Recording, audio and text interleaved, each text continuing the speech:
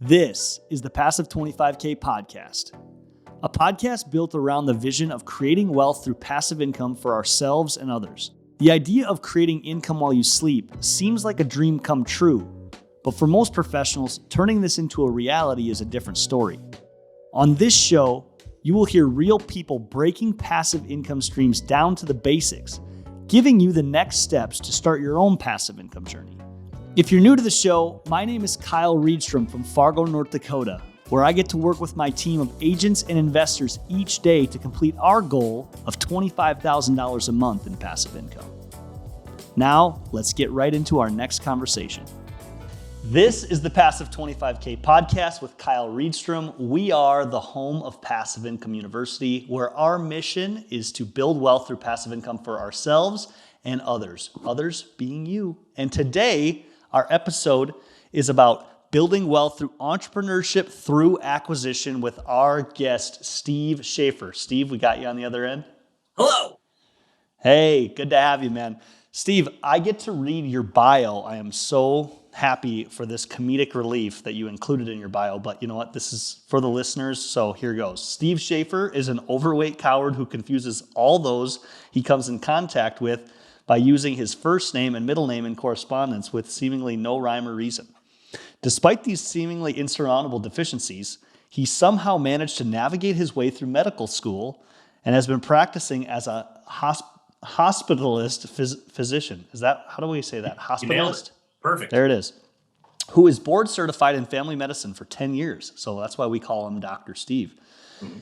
It was in medical school that he house hacked his first property, a triplex, with classmates and started his career in real estate investing and serial entrepreneurship. He also somehow managed to convince someone of the opposite sex to marry him, and he is the father to 4 incredible kids, ages 14 to 9 months, that is, 14 to 9 months. Yeah, there's a new one, yeah. He and his wife have worked to accumulate 70 plus doors of residential and commercial real estate, primarily located in Fargo, North Dakota. In May, him and his guys him and then brought his team along, purchased Games Galore Party Rental, a 7-figure revenue small business that specializes in rentals of inflatable games and service, large events, and town celebrations in 6 states across the upper Midwest. Steve, you know, the one thing I wanted to tell in that your bio kind of explained, but I want people to get your journey. You explained it well here, but tell us a little more about you, because what they just heard was Dr. Steve has a funny bone and he's a serial entrepreneur and real estate investor. Tell us more.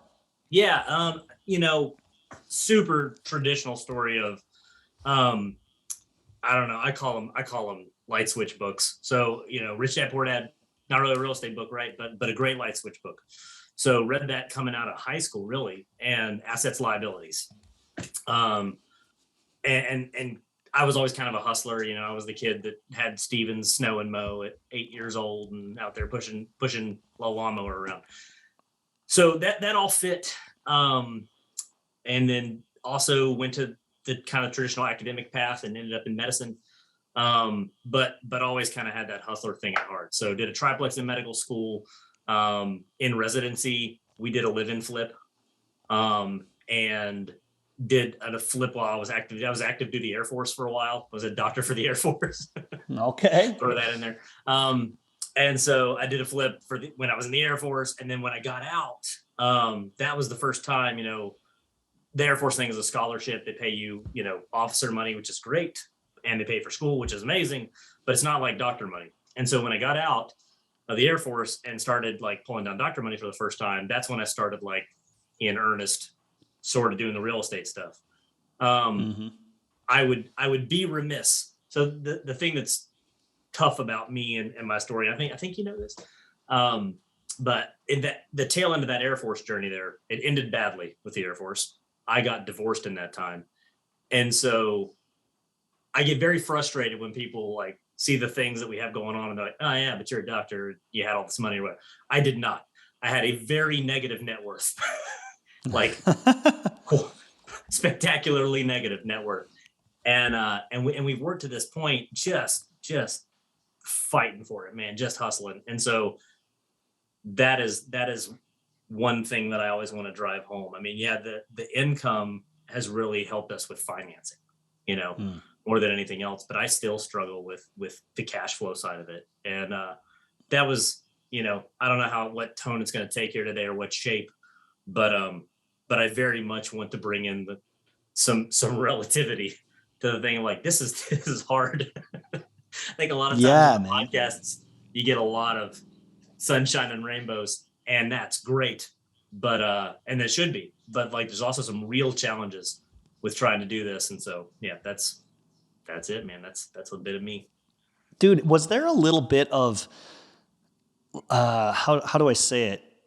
Your classmates in medical school are watching you have interest in another bucket. When I think of some people just put their blinders on and go head in, like we don't do anything other than medicine. Like this is what we do.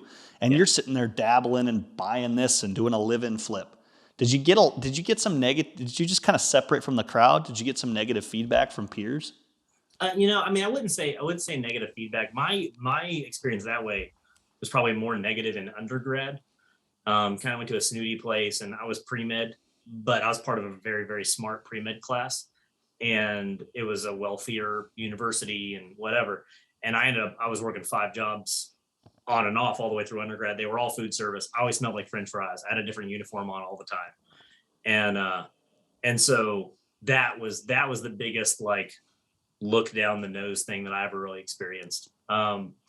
In medical school, I went to medical school back home at Marshall University in West Virginia. And so it wasn't like, it's not a prestigious medical school. It was great. It's an awesome primary care school, but primary care is not like glitzy medicine.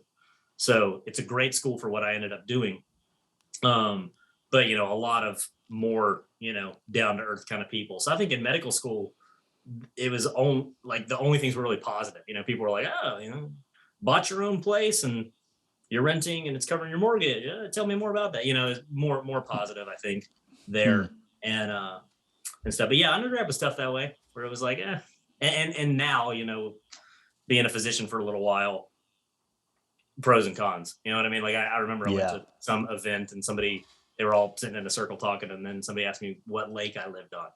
And I was like, I live in a $30,000 flip house. Like I got done painting before I came here. I don't know what you want me to tell you. So, you know, that's sometimes that stuff comes up. But yeah, that's it. It's not too I bad. love it, man. And I'm glad you touched on the hustle because when I met you, Steve, you kind of explained to me your schedule and it was kind of interesting. I mean, you go wear the white coat over here, the white collar, we'll call it, and then you're sitting here hustling, building wealth like so much of our audience, I should say.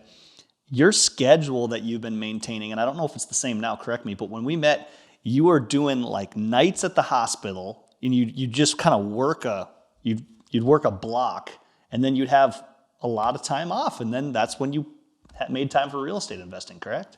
Yep. So that's the schedule that I'm still doing. And I mean, there's all these things along the way, right?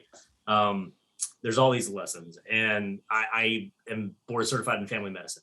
That is normally the like doctor you go see at the clinic, right?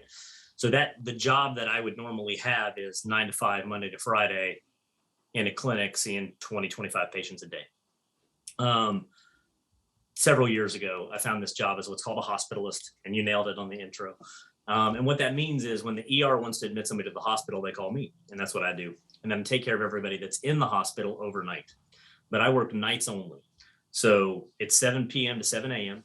So they're 12-hour shifts, and 7 on, 7 off is a traditional schedule. So full time is, 14 12s a month, which is a lot. But still, you're only working half the time.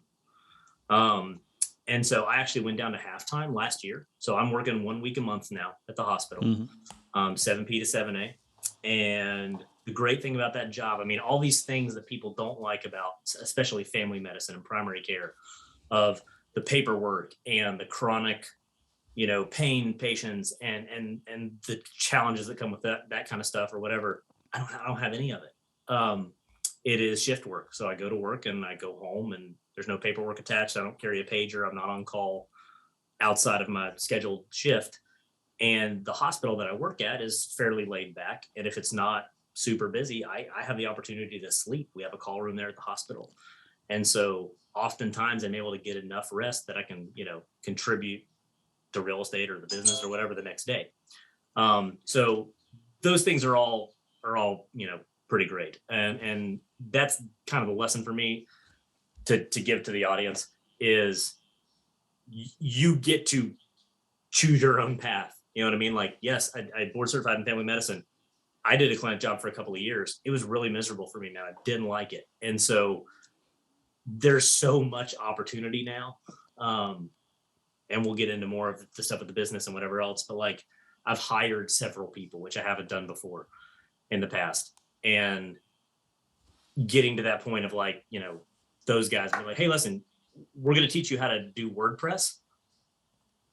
You can make as much money as, if you know how to do WordPress, you can make as much money as you would like to do in accordance with how hard you want to work, period. Mm-hmm. End of story. You don't have to work for anybody. You can go on Upwork or one of these other sites. Like, the world has changed and you get to define your own opportunities that way. And so if this is the rallying cry to anybody who's stuck in a job they hate. I'm a big proponent of the W-2. I find a lot of safety in it. I don't think you should just abandon it. That's the coward part of my bio. I still have a job. I know a bunch of you guys, you brave engineering types that flung yourself full-time into real estate. Awesome. I love it. But like, I couldn't. And so I am a coward. But there's always a better opportunity out there for you. So people shouldn't be stuck doing stuff that they hate.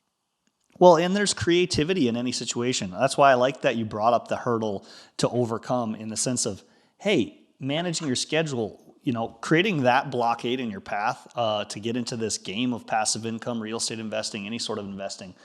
Man, if you let it knock you down, it will. If and that's maybe where a lot of people in your profession they just wear one hat over here. Whereas if you have a greater why and you got some hustle, man, that's what you're doing. And, that's where we find ourselves in our conversation for today's podcast is this concept, if you haven't heard it before, entrepreneurship through acquisition, acronym ETA. When Steve and I talked about this initially, it was something I hadn't really heard put that way before. The words make sense together, right? But Steve, I want to talk about ETA and the concept of this because it's kind of what you explained to me initially and then where you found yourself with your new business. Yeah. I would love to talk about it. Would you like to start with the good news or the bad news? Hit it. I mean, where did you come across it? Is it a mentality? Is it kind of a philosophy of this is a way, an access for entrepreneurship? Or is it's almost like the Burr method is not like this package that you can order and it's delivered. It's more of a way of thinking, right? I'm glad you said that. Yeah, it's a way of thinking, but it's hard for me. I speak real estate, you speak real estate. And so drawing from that, I mean, I think most of your episodes, listen to the podcast episodes you've already laid down in preparation for this, right? Most of them have a real estate component. And so I think a large part of your audience is going to have at least some knowledge of the language of real estate. And that's probably the easiest way to tell this story. So we kind of start from a basis there and we can explain some things, a little more, break them out as we go along. But entrepreneurship through acquisition, like real estate, has a light switch book. And that book is called Buy Then Build by an author named Walter Diebold. And, the great title, because it kind of tells you what it's all about, right? You've got the EOS stuff there behind you. A lot of guys, even in real estate, are familiar with the book, The E-Myth, and working in your business, not on your business, that kind of stuff. The premise of the E-Myth, how it starts out, is the failure rate among small business, which is gargantuan. It depends on who you believe or what you read. But up to 95% of small businesses fail in the first 10 years and basically startups, right? Buy Then Build, the premise that it starts from is cool. You can start by buying that 5%, right? Businesses are for sale. So you're going to buy something that's already successful, that's already cash flowing, and then build it, which is part of the selection process of the buy, right? There are a lot of businesses that can be grown and, efficiencies you can bring in, especially in technological spaces and things like that. So yeah, that's the premise, right? Buy then build. Mm-hmm. So kind of like you said, the Burr thing. There's your system, right? So that's the light switch book, and that's kind of what got me thinking that way. And then, I don't know if you want to get right into the nitty gritty or if you had any questions out of the gate on that, but. Well, I love how you explained it. There's this huge fail rate with small businesses, and I think we've all witnessed or been proxy to maybe a small business having some hiccups or going a different route or even stopping. So you're saying, okay, so there's the 5%. Well, there's 95. There's 95 that are failing. There's 5% that are making it. My question goes to, you're saying that you'd go after acquiring the successful ones, or you would go and maybe add components that are missing to make businesses successful. That's where I'm thinking, like, you're putting on your entrepreneur hat, you're doing an acquisition, and it's time to turn up the volume and put it in the 5%, right? Yeah, can be either way. So just like real estate, there are, I think that's us. There are levels of distress. There are levels of distress. And so you don't want your first purchase, probably to be a turnaround project. Mm-hmm. That's asking a lot. Now, sometimes there are layups, and you said the entrepreneur hat, and that's really accurate, right? So a lot of times around this stuff, it is technological. So if a business doesn't have a website, that's a problem, right now. Yeah. So some of the stuff is a layup. But I also, and I mean, this is my story for Games Galore, right? You might be right. You might have a lot of ideas, but the difference between correct analysis and execution is a gulf. It is a lot easier said than done with this stuff. So yeah, man, it's really complex, and there's so many components to it. But if you want to, I mean, I think the next reasonable place to go is if we get into kind of the number side a little bit and how it's valued, because that's what I think the listeners might, if you've not been exposed to it before, that's the thing that can kind of really turn your head. It's like, oh wow, I didn't know that was a thing. Which is, how I felt when I first learned about it. Yeah, let's go there, man. I mean, I have some different thoughts of, this concept matter to me is, it's so often applied to real estate with houses, right? Like you're going to look at a fiveplex, or I'm going to look at a single family house, and you're saying, this house has no curb appeal. This house is under-maintained. Oh, this house could add a fourth bedroom, or it could do these things. It's so interesting to flip the script and be like, oh, this business doesn't have a website. Oh, they have people in the wrong seats. Oh, they don't have any defined processes, right? This is the type of stuff we're talking about with businesses. And then it's the same exact investing concept, right? Yep. It is. Okay. There are a lot of similarities. And that's what's so easy to kind of make the transition intellectually between, real estate and entrepreneurship through acquisition. So I think the way that I think about it, the way that it is in my brain, and I haven't heard this broken down specifically on the podcast yet, is how you value commercial real estate. And so that is based on the income that it produces. And so you take the net operating income and you divide that by something called the cap rate, right? So net operating income, you have all your income, you take out your hard expenses. And then, so debt service doesn't count, right, to get to this net operating income number in commercial real estate. And then the cap rate is, people make it very, very complicated, but the simplest version, the most boiled down version is, I pay cash for this property. What is my rate of return for this cash that I have paid for this property? That's the cap rate. And you divide one by the other, and that is the value of your property. And it's not pie in the sky. That is how it's concrete, right? That's how it really works in real life. This is such an interesting aha that I had with the switch. There's like a line. Yes. Certain things get put into, no, we no longer analyze it like this. We analyze it from a cap rate. And it's not because we choose it. It's mostly because the banks want to look at it that way, right? Right. So now it's like, oh, no, this is just black and white numbers. This is commercial real estate. This is how we value it. And therein lies the meat, right? Right. Well, and that concept to me was mind blowing. where it was like, if I want to do this in anything 1 to 4 units, I can add a bedroom, I can force appreciation to some extent or whatever, but then you're at the mercy of your comps, right? In commercial real estate, I'm going to say one thing in a second that's kind of controversial, but the net operating income part is not controversial. You get to affect it. You can increase your income, which is most often accomplished by raising rents, which everyone hates, right? Mm-hmm. Everybody who lives there is going to hate that. You can also increase your net operating income by cutting expenses, and no one cares. No one cares. They might even like it, depending on how you do it, right? So that is the ninja part of the thing. And then, since you're dividing it by the cap rate, you get this factor of multiplication of what you just did, which is insane. And so the controversial thing of that to me, which not everybody believes what I'm about to say, is that you also have some ability to affect the cap rate. And the way that you do that is by truly changing the class of the property.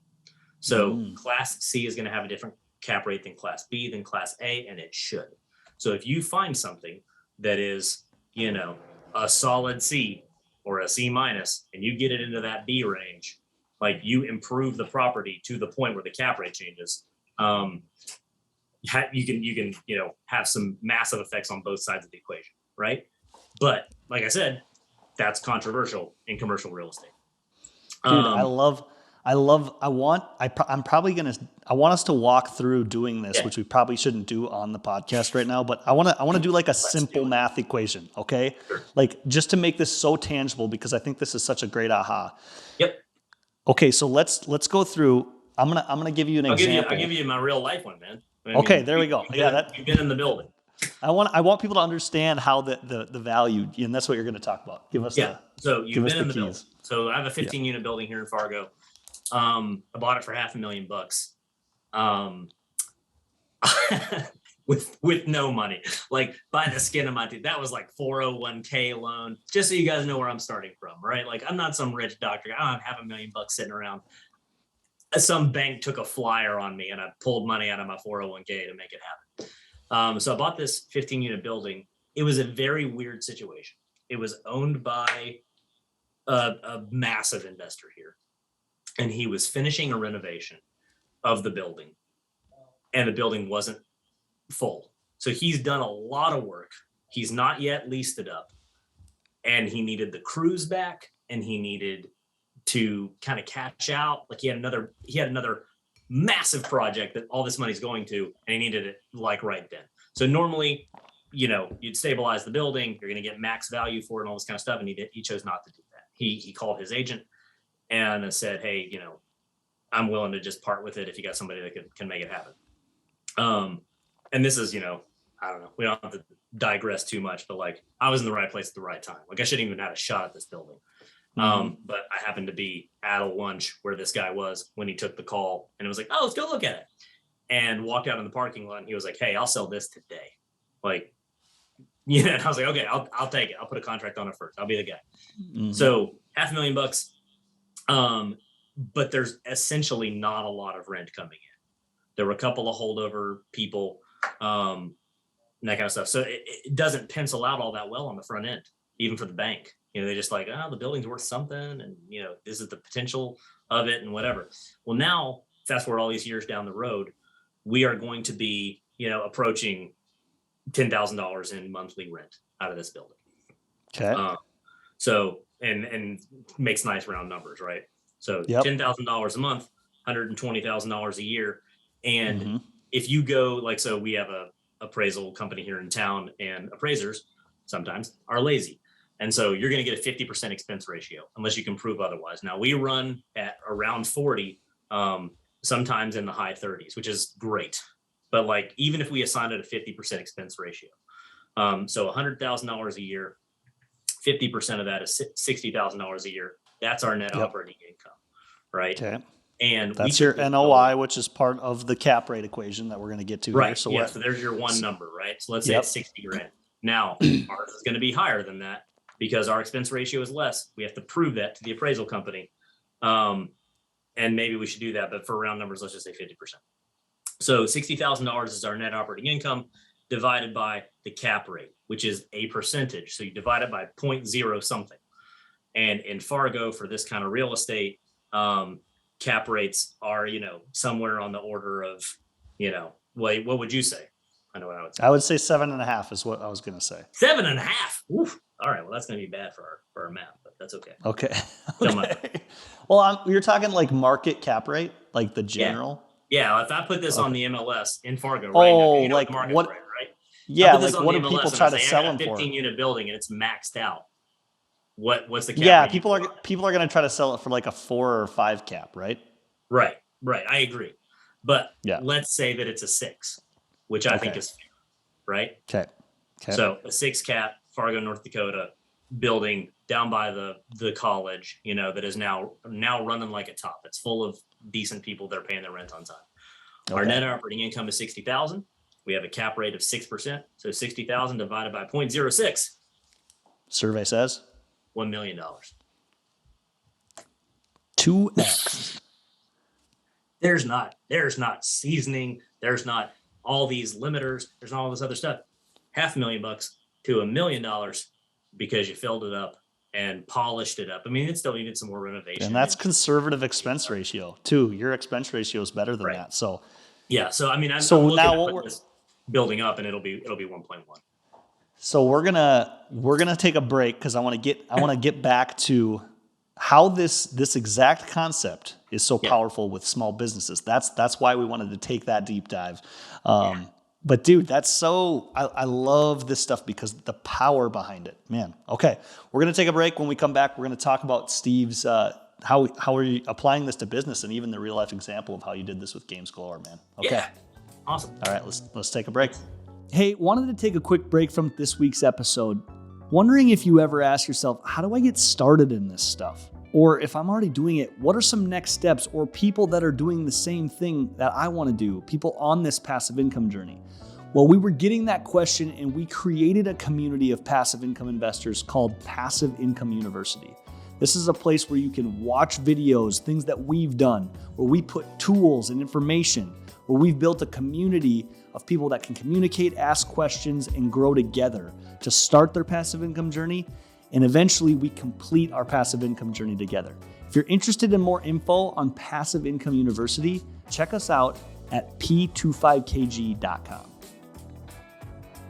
All right, we are back. I loved where we went the first half of the podcast because we dove deep into the power of the cap rate stuff. Like I always got my head lost in cap rates. But the reason we did it, Steve, was because we wanted to talk about this entrepreneurship through acquisition, which is talking about that small business piece. Sure. And so let's apply that concept to what you're seeing with small businesses and why this is where you kind of made a pivot towards some of this ETA stuff. Sure. So, I'm going to try to break it down as much as I can, take it slow and be honest, like the risks and benefits, right? Because the entrepreneurship through acquisition thing, first of all, I wanted to take a second right now and just say, you guys asked me for links and stuff. I am not on social media. I don't have a book. I don't have a class. I got nothing to sell you guys. So maybe I should. I don't. So everything you're going to hear now is from the horse's mouth. I'm in the office today doing inflatable stuff. So I love it. It is as real as it gets right now for me. But the concept, the entrepreneurship through acquisition thing is what we just talked about with commercial real estate, but no controversy on the cap rate side. In entrepreneurship through acquisition, you can work on both sides of the equation, period. And to break that down a little more, businesses are valued on something that's a little more controversial, depending on what you want to include, but cash flow, right? Seller discretionary earnings is what some people call it. EBITDA is a term that gets thrown around a lot, and something like that. Whatever you decide that number is for you, times something.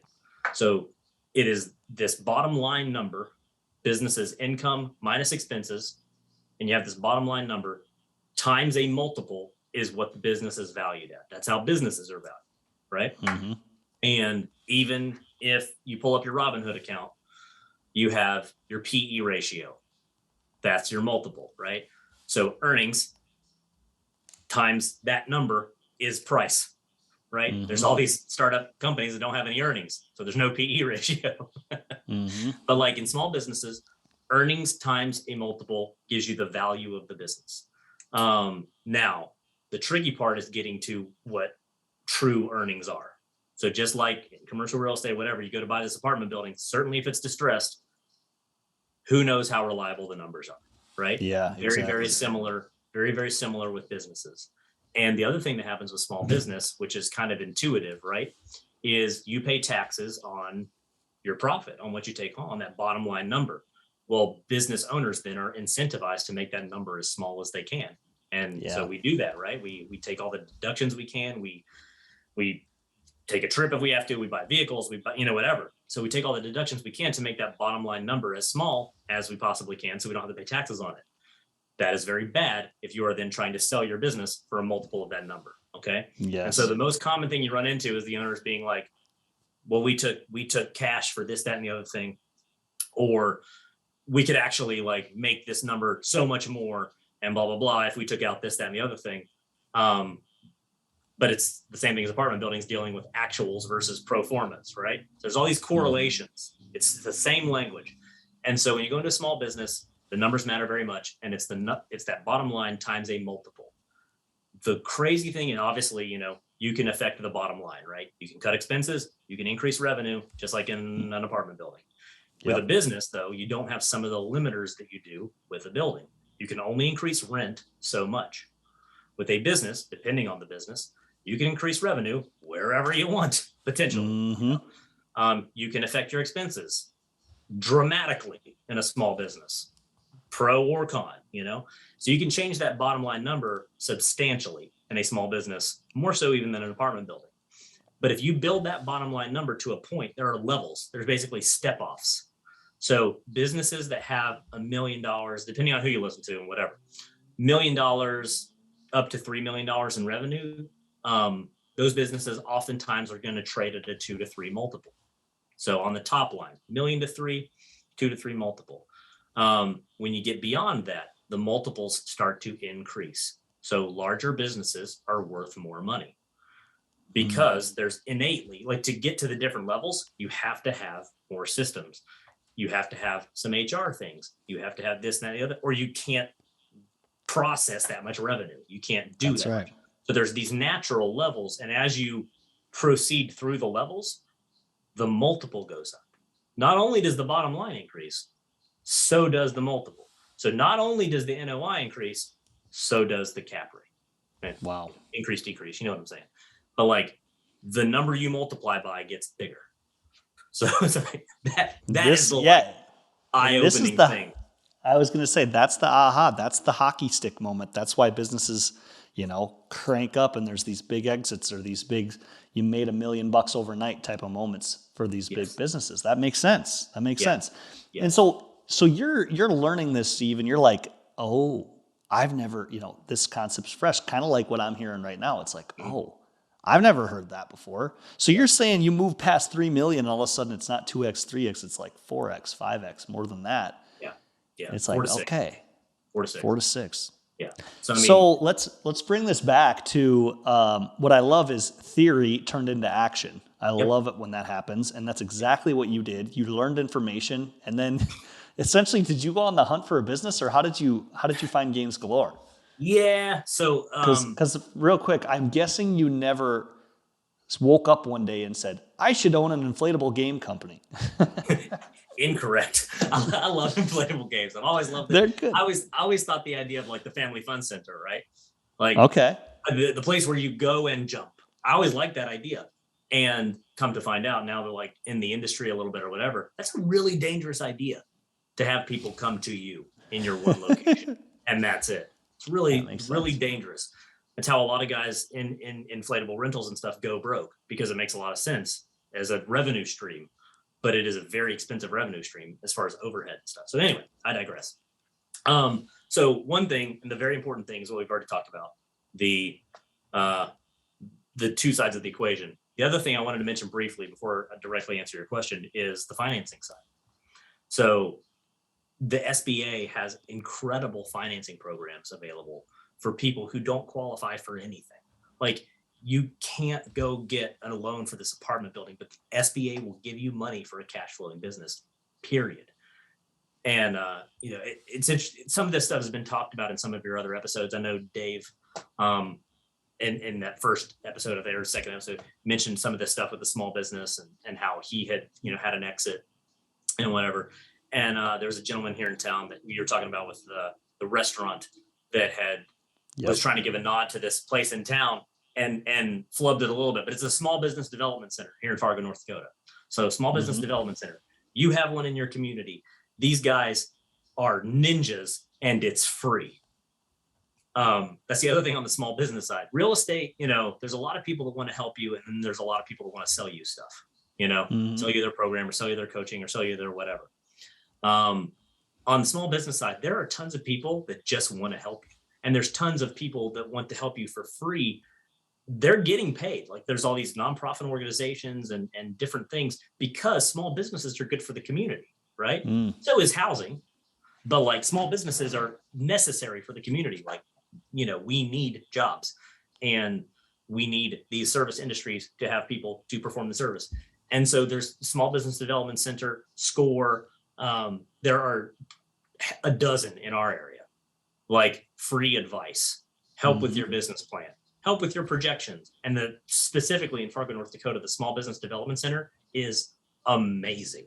And they will put a package together with you. You got to do some work, right? They're not going to do it for you, but they will do it with you, and they will really make your life easy. And they will say, hey, now press print and take this to your bank.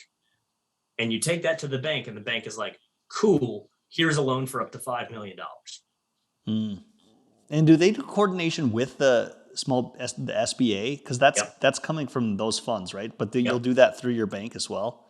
Yep. So the bank, the SBA does not, there's some COVID things that mess this up, what I'm about to say, but in general, and now getting back to normal, the SBA doesn't lend money. The SBA, real estate analogy, is like the FHA. They guarantee the loan. That's why the bank will do it. So they go to the bank, and the SBA will be like, hey, we'll guarantee 75% of this for this guy. So now the bank gets all the stuff. If you default, you're signing a personal guarantee on a lot of this stuff. And they're on the hook for 25%. It is a great deal for the bank. It's a great deal for you that you get great debt on a lot of this stuff, like good terms for something that you couldn't buy otherwise. And, we could talk about Games Galore specifically, or small businesses in general, but like, Games Galore, here's a business with 7 figures on the top line and, decent mid sixes on the bottom. Right. Yeah. And they'll give and you can get it for 10% down. Yeah. I'm glad you brought that piece up. That's important. Because again, that's part of the real estate guys are just out there humming the 20% down tune. And this is, again, kind of cracking that shell a little bit. Sure. Well, and real estate guys, a lot of them talk about cash on cash return, right? So real life, Games Galore is for sale for $1 million, and seller discretionary earnings, EBITDA, however you want to call it, let's call it $250,000. If you average the last couple of years together. So $250,000 comes down to the bottom. On $1 million, you take your 10% down payment in, which is $100,000. And you say, here, bank, here's $100,000. And they're like, neat, we'll loan you the other 900. And that year you make $250,000. And that's pretty good. The numbers work well. Yeah. I got it. That's a pretty decent cash on cash. If you do it, right? Now that's pretty decent. It's a lot of work. There's the trade-off, right? There you go. I'm go here up on the and Passive down Income 25K podcast. This isn't passive, not to start. Not to start. Now you can get passive. That's the 4-hour work week and these other books you want to read, which, that's a business book, right? Yeah. Automating your business. But in this business, man, this is a logistics business. So these rolls of vinyl are several hundred pounds. A human has to put them on a trailer, get them to the place, unroll it, stake it down, blow it up, which is always the toughest part. Power is our biggest issue, right? All the time. Blow it up, make sure no one dies, unstake it, roll it up, put it back on the trailer and bring it back. That's a lot of things that has to happen all the time. everywhere. All these guys are going all these different directions. So yeah, it's a logistics-based business, but it's a logistics-based business. We brought in this guy built this incredible business in his head, like Outlook calendar, Word document, and he made it happen. But he also is the rate limiting part of the funnel, right? It's got to go through him. Yep. Because he's the one that knows where everything is all the time. Yeah. We brought in a software solution. Done.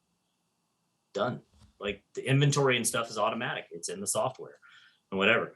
And then an employee with some initiative goes in and deletes a bunch of stuff from the software. And you're like, ah! So, cuts both ways. But yeah, I don't know. I don't want to get too off track there.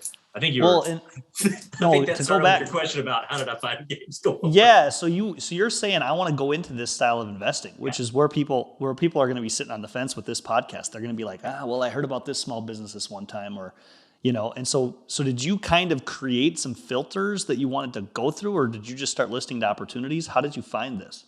Yeah, so a couple of things. Filters a little bit, right? In general, if you're looking at the industry, people are going to say that you can be, you can pick your location or you can pick your industry. You can't pick both usually, right? So if you want a plumbing company of this size, anywhere in the United States or in this region or whatever, but you can't say in Fargo, North Dakota, I want a plumbing company of this size because there's 3, Mm-hmm. Yep. If you say I want a business in Fargo, North Dakota that has this revenue and this EBITDA, and I don't care what industry it's in, cool, you might be able to find it. For me, my filters were different. So I read this book, I understood this concept, I listened to a couple podcasts in the industry, and I had my eyes open. And so I get, emails from a couple of different brokers. There's some websites to go to. Biz Buy Sell is probably the most popular one that has good things and some not so good things, but on the order of like looking at deals and starting to filter through. Biz Buy Sell is a great place to go see things. That's actually where I found Games Galore. But how I got there was I was looking for a business that my kids could materially participate in, could actually do stuff. And I thought that would, and the real estate component and everything too, right? I thought it was going to be a resort. I was like, all right, we'll buy a resort. We like camping, we like all this stuff. And like this kid can run the till and this kid could scoop some ice cream and this kid can be out there sweeping the patio and there's, they can actually do things. And then as they grow up, you can progress them through and you can sit down with the books and be like, okay, here's where this came in and here's where this went out. And you get this wonderful experience of people. And you're like, man, this guy was so nice and so helpful. And man, this guy was a huge jerk. And you need all of it. Like that's life. And so that's something that I wanted for my kids. So that was a filter, right? I wanted something that the kids could actually participate in. And to digress a little bit, what happened with us was, the real estate business is growing a bit. I got a really bad snow removal bill a couple of years ago. It's like crazy expensive. Property management companies get paid on collected rent. They don't care about expenses. So long story short, I went out and bought a snow removal company, a small one. So I have a couple of trucks now and a skid steer and some stuff, and I needed a place to put it. So this commercial building came up that had some offices, which we could make use of, and it had some storage space, which would hold the snow stuff, and then a lot more space. So I was like, okay, cool. There's a real estate play, right? We're going to go over there. There's a development opportunity. I have to rezone the property. I had to like build, so we're going to build around it after we rezone it. And then we have all this extra space that we can just subdivide and lease. We're going to lease it. That was the plan. Unless we can make an acquisition that makes sense, and that's, kind of kept my eyes open, whatever. And of course, like, preparation and opportunity collide into each other, and saw Games Galore and was like, all right, let's, it fits in here perfect. It fits in the building perfect. And the kids can literally go to these events, bring stakes, help with the vinyl, deal with kids and parents, good and bad, you know what I mean? And like, and it's been great, been great for them. So like material participation of the kids fits in the building, and the numbers were pretty great. And so checked a lot of boxes, and so I leapt. The other thing was like, like you, and I had taken in this information. I read this book. I was listening to these podcasts in the space and whatever. And at some point you got to do it. You got to do it. And so I was like, okay, well, Games Galore, this guy built this great business, and there was a timing component to it too, right? This is a business that you buy in the winter. Everyone listen to me right now. This is a business you buy in the winter.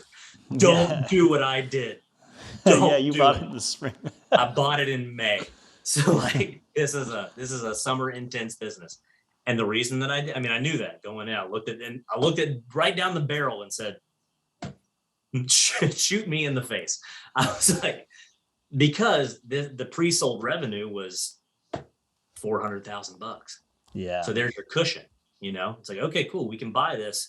We're going to, probably trip over our own feet a little bit as we figure it out, but let's do it. And all of the things, the millions of things that happened between that decision and where I'm sitting today of like figuring out with the seller when we could show up. When do you tell the employees? How much of the secret sauce do they reveal to us in case the deal falls apart pre-close? Yeah. Because like, and all of this stuff that I'm talking about now, it's all negotiable. So like your negotiating skills matter a lot. And it's also people, you know what I mean? Some sellers are going to say, hey man, no, you can't come in the door until there's a check in my hand. Well, that's really hard to do because you're going to start on day one, especially something like this. Like we closed on May 23rd, May 24th, we had half a dozen large events at elementary schools, closing out the year. So it's like, okay, we can't do that. We can't show up the next day and be like, how do we do this? What I mean? Like there are events on the books. So we have to take a couple of weeks beforehand, get in there, learn how to do it and go to work for free. So I paid my guys.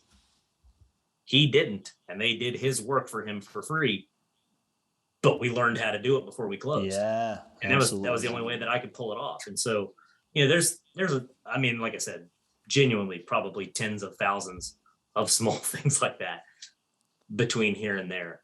I thought I was as prepared as I could be. I greatly underestimated the amount of stuff that happens when you buy something like this and has to transfer and you have to change. And then I compounded it by let's move facilities. All the stuff moved. Let's import a software system. Let's change the phone system, which I didn't think that would be a big deal. Yeah. So some of this stuff you don't even know till you do it. But it's like, okay, cool. They have a landline with this provider, and that's where the business is coming in right now. Let's just put it with our provider. Let's just port the number over. How hard could it be? Very, very hard. I did not know. But man, sorry, I didn't mean to get off track there, but that's no, I mean, I think there's so much meat to just hearing some of the little things, and then also the warning. We want self-awareness when we're investors. I mean, that's the biggest thing. Generally speaking, when you look at Games Galore now, knowing some of the foundation we built at the beginning of this podcast, what knobs are you going to turn to get to those stages for like the true ETA model? And what I mean by that is, are you turning up the revenue machine? You're going to try to double how much business it does, or are you cranking down expenses, or how are you playing that tactical game? Yeah, that's proprietary, Kyle. No, it's both, right? So we're trying to work on both sides of the equation. I think anytime you do something like this, you need to go in realistically. I think the biggest mistake, and you'll hear it if you get into this stuff with the podcast and whatever, if you go into an existing thing and you try to change too much too fast, you might kill it. Like if enough people leave, you're dead, especially now. Good luck finding new people, And so Dave mentioned on his podcast, love it, wrote it down, gonna get a tattoo of it. People, not pots, right? Yeah. Because he was in the cannabis industry. No, just kidding. Yeah. He was in the pottery industry. Pottery. Yeah. People, not pots. That's what it was. So California, what do you know? So people, not pots, totally spot on. Take care of the people. And when you realize that, you got to dial back on the projections, you got to get your head out of the clouds and be like, okay, cool. This is going to take longer than I thought. It's going to be more expensive than I thought.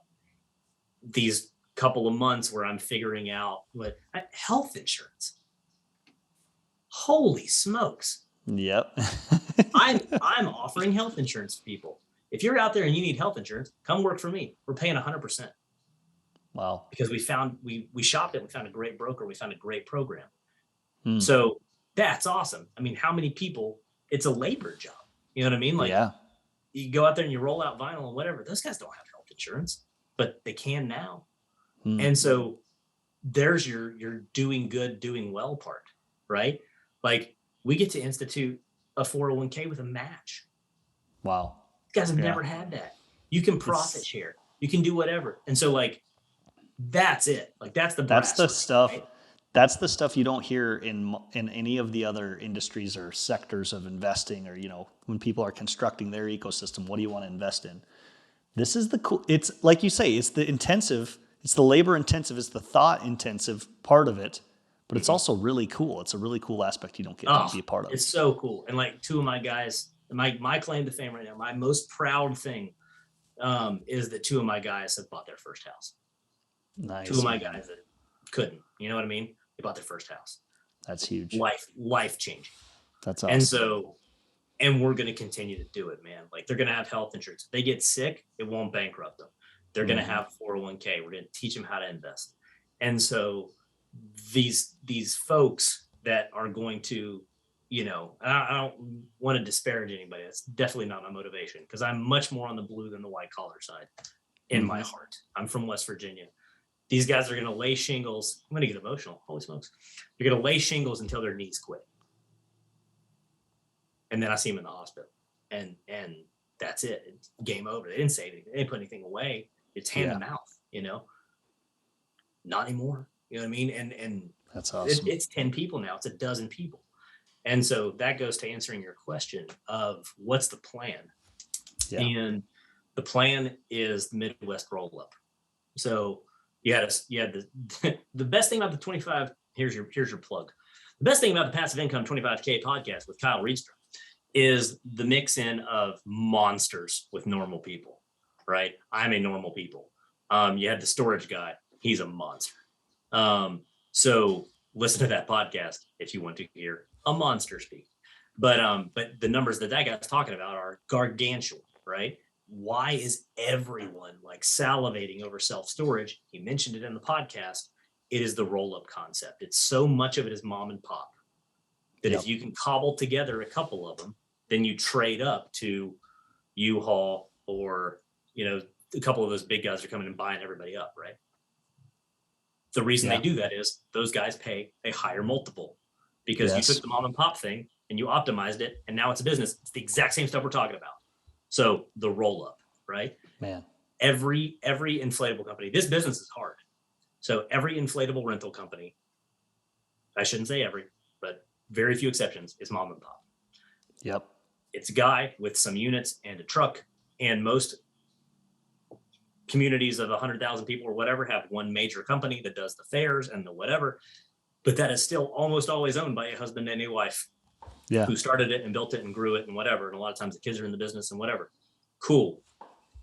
If we go buy a couple of them, we're the monster. Yeah. You know what I mean? Like nobody's that way. And so you buy these businesses, we take Games Galore and we build the franchise prototype. A lot of these companies rent concession machines, popcorn, snow cone, whatever. We don't. That's in the trash can. We're not going to do that. So and you put this system in and this software, and okay, we're going to have our website look like this. It's going to work in this way. In Fargo, in the state of North Dakota, you cannot go online and book an inflatable unit and have it show up at your house. You must pick up the telephone and you must talk to a human being. That is not how business is done anymore. Like, what chunk of the market are we missing that like you can't order it like a pizza? A large chunk of the market. And so there are so many different efficiencies that we can bring. And, we buy a couple of these companies. Well, then you look and you didn't even change that much, but you've achieved that next level of revenue, et cetera, and you just changed the multiple. Mm-hmm. And now your asset is this big. That's the whole. Yeah. So that's the whole idea. And now you have passive income. Yep. Or sell it and realize this massive gain and put that into something that's truly passive.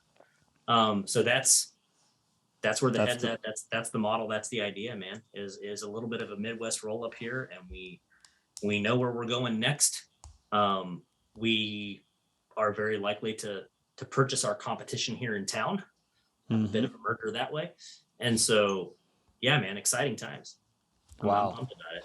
And the one thing that I did want to mention when we were talking financing, and I totally got sidetracked, is the concept of owner financing. Which we know from real estate, right? Yep.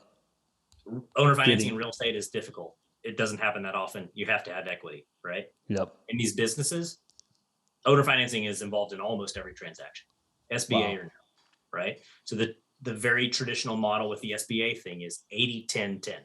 10% seller note, 10% down payment from you, 80% SBA/bank. Wow. Like that's what they advertise. Like that's what's normal, right? So in this particular transaction, thankfully, I got some real estate, I got some equity. You put a second here and you put a second there. Seller carried back 25%. No money down. Man. Not a dollar. Everybody's ears that just perked up were like, oh, yeah. It's more common. It's the standard practice. That's another thing. Yeah. It's so interesting to hear the two worlds, man. There's so many parallels, but there's a lot of differences. And I can't thank you enough for taking us there today. Because just a lot of notes, a lot of different thoughts in my head, man. Honestly, we could keep talking forever. We got to cut it off. But Steve, this has been a joy, man. How do people follow? You've given some great resources. How do people obviously follow Steve and his team with Games Galore? But how do they kind of continue to track down this idea, or even follow you and your guys? Sure. So. Like I said, I'm not on social media. The company has social media pages, so we're going to post some things there. There's Games Galore, all things Games Galore. The website is www.gamesgalore.fun, F-U-N. Maybe I shouldn't do this. I will give you my personal cell phone number. Texting me is always the best way to get a hold of me. 304-654-0168. If you want to talk about this stuff, or you want to come in and get your internship baptism by fire, shoot me a text. But yeah, that's probably the best way, man. I love it.